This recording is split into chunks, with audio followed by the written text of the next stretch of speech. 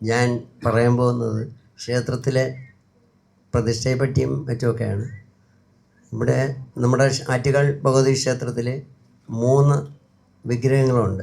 അതിൽ ഒന്ന് മൂലവിഗ്രഹം നമ്മുടെ പ്ലാവിൻ തടിയിൽ നിർത്തി അതിനെ കൊത്തിയെടുത്ത് മുമ്പ് മുതൽ ഇത് ആരാധിച്ചു വരുന്ന മൂലവിഗ്രഹമാണ്. അത് പ്ലാവിൻ തടിയിലാണ്. അതിലാണ് മുമ്പേ മുഴുക്കാപ്പ് ചാർത്തിക്കൊണ്ടിരുന്നത്. ഇപ്പോൾ അത് തങ്ക അങ്കി നിർമ്മിച്ച് അതിനെ നിർമ്മിച്ചിരിക്കുകയാണ്. അതിനകത്ത് പ്രത്യേകം ഇപ്പം അഭിഷേകമൊന്നുമില്ല. അതിൻ്റെ രണ്ടാമത്തെ വിഗ്രഹം എന്ന് പറയുന്നത് പഞ്ചലോകത്തിൽ തീർത്ത അഭിഷേക വിഗ്രഹമാണ്. അതിനകത്താണ് എല്ലാ അഭിഷേകങ്ങളും നടക്കുന്നത്. മൂന്നാമത്തേതെന്ന് പറഞ്ഞാൽ ശ്രീബലി വിഗ്രഹമാണ്. അത് വെള്ളിയിൽ തീർത്തതാണ്. അത് ശ്രീബലിക്കും മറ്റും പുറത്ത് ഉപയോഗിക്കുന്നതാണ് ഈ വിഗ്രഹം. ഇങ്ങനെ 3 വിഗ്രഹങ്ങളുണ്ട്.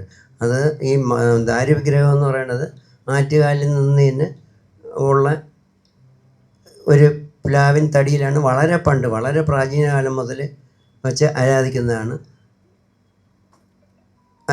വിഗ്രഹമാണ്. പിന്നെ എഴുന്നള്ളത്തിനെ പറ്റി പറയുകയാണെങ്കിൽ നമ്മളെല്ലാ ഒരുക്കങ്ങളും എഴുന്നള്ളത്തിനെ പറ്റി എല്ലാ കാര്യങ്ങളും ആനയുടേതായിരുന്നാലും തിടമ്പായിരുന്നാലും ബാക്കിയുള്ള കുട ചമയങ്ങളെല്ലാം നമ്മൾ ഒരുക്കി കഴിഞ്ഞു.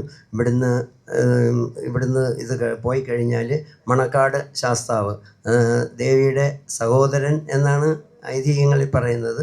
അതവിടെ ചെന്ന് ആനപ്പുറത്ത് എഴുന്നള്ളി അവിടെ ചെന്ന് ഇറക്കി പൂജയ്ക്ക് ശേഷം തിരിച്ച് എഴുന്നള്ളി ഇവിടെ വന്ന് ദേവിയെ അകത്ത് എഴുന്നള്ളിച്ച് രാത്രി കാപ്പഴിച്ച് അതിന് ശേഷം കുരുതി തർപ്പണത്തോടുകൂടി ചടങ്ങുകൾ അവസാനിക്കും.